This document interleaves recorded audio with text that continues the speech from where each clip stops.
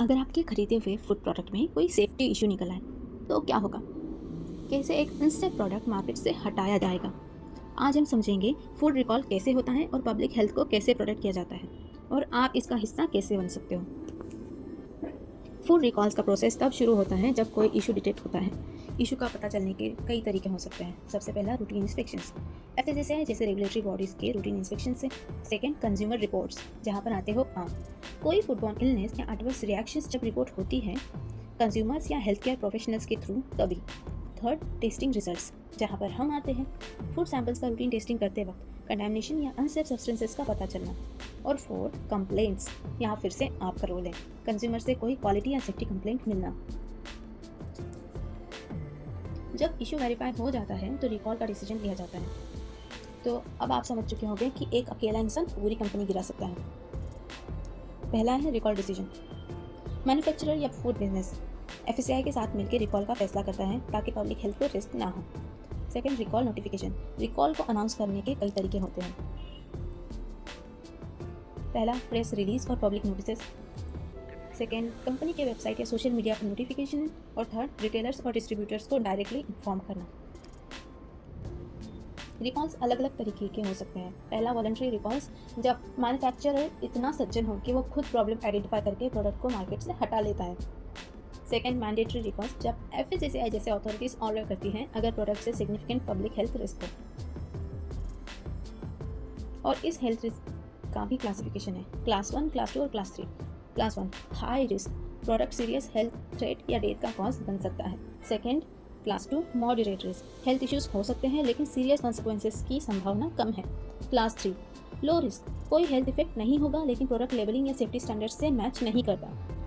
तो अब आप समझ चुके होंगे कि जब हम एडिटिव्स या इन एडिटिव्स या कलर्स के बारे में कई सारे वीडियोस तो शॉर्ट्स में देखते हैं कि ये तो क्लास 1 है, ये तो क्लास 3 है, तो उसका मतलब क्या होता है? Class 1 is the most dangerous and class 3 is still dangerous but not that much. Affected products को आइडेंटिफाई करके मार्केट से हटाया जाता है। Product identification, batch numbers, expiration dates और अदर आइडेंटिफायर्स के थ्रू प्रोडक्ट्स आइडेंटिफाई किए जाते हैं। आपको याद होगा मैंने अपने फूड लेवल वाले वीडियो में बैच नंबर और एक्सपायरेशन के बारे में बात की थी। सेकेंड रिट्रीवल, रिटेलर्स, डिस्ट्रीब्यूटर्स और कंज्यूमर्स से अफेक्टेड प्रोडक्ट्स को वापस लिया जाता है। रिटेलर्स को शेल्फ से प्रोडक्ट हटाने के इंस्ट्रक्शन दिए जाते हैं। कंज्यूमर्स को प्रोडक्ट्स रिटर्न या डिस्कार्ड करने को कहा जाता है। कंज्यूमर्स को क्लियरली इन्फॉर्म करना बहुत ज़रूरी है। कंपनीज और रेगुलेटरी बॉडीज़ ये डिटेल शेयर करते हैं। पहला रीज़न फॉर रिकॉल, क्यों प्रोडक्ट रिकॉल किया जा रहा है। सेकेंड हेल्थ रिस्क, प्रोडक्ट से हेल्थ रिस्क क्या है। थर्ड आइडेंटिफाई कैसे करें, अफेक्टेड प्रोडक्ट्स को कैसे पहचानें।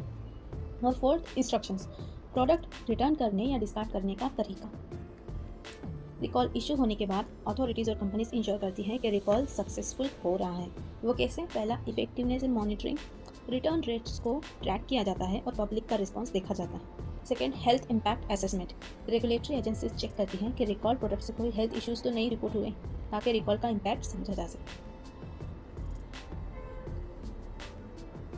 इशू का रूट कॉज समझना बहुत ज़रूरी है ताकि फ्यूचर में ऐसे प्रॉब्लम्स ना आए। इसके लिए होता है root cause analysis, production process, supply chain और क्वालिटी कंट्रोल का थorough रिव्यू किया जाता है। Second implementing changes, based on findings companies quality control को इंप्रूव करती हैं, एम्प्लॉय ट्रेनिंग देती हैं या सप्लायर्स को चेंज करती है। रिकॉल के बाद कंपनीज को एफएसएसआई और रेगुलेटरी अथॉरिटीज़ को रिपोर्ट देनी होती है। पहला कंप्लायंस, कितना एक्सटेंट तक रिकॉल हुआ और रिट्रीवल एफर्ट सक्सेसफुल रहे, इसकी डिटेल्स रिपोर्ट की जाती है।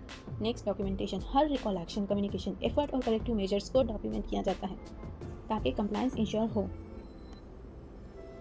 फूड रिकॉल्स एक ज़रूरी सेफ्टी मैकेनिज्म है जो कंज्यूमर्स को प्रोटेक्ट करते हैं। करेक्टली आइडेंटिफाई करके टाइमली कम्युनिकेट करते हुए और अफेक्टेड प्रोडक्ट्स को रिमूव करना पब्लिक हेल्थ के लिए इंपॉर्टेंट है। आपका फेवरेट प्रोडक्ट रिकॉल हुआ हो तो समझें वो आपकी सेफ्टी के लिए किया गया है। लेकिन अगर आपको पता चले कि किसी प्रोडक्ट की वजह से कुछ हेल्थ रिस्क है तो आपकी भी जिम्मेदारी है कि आप एफएसएसआई ऐप पर उसकी कंप्लेंट करें। अगर आपको ये इन्फॉर्मेशन यूज़फुल लगी तो वीडियो को लाइक करें और भी फूड सेफ्टी अपडेट्स के लिए चैनल को सब्सक्राइब करें।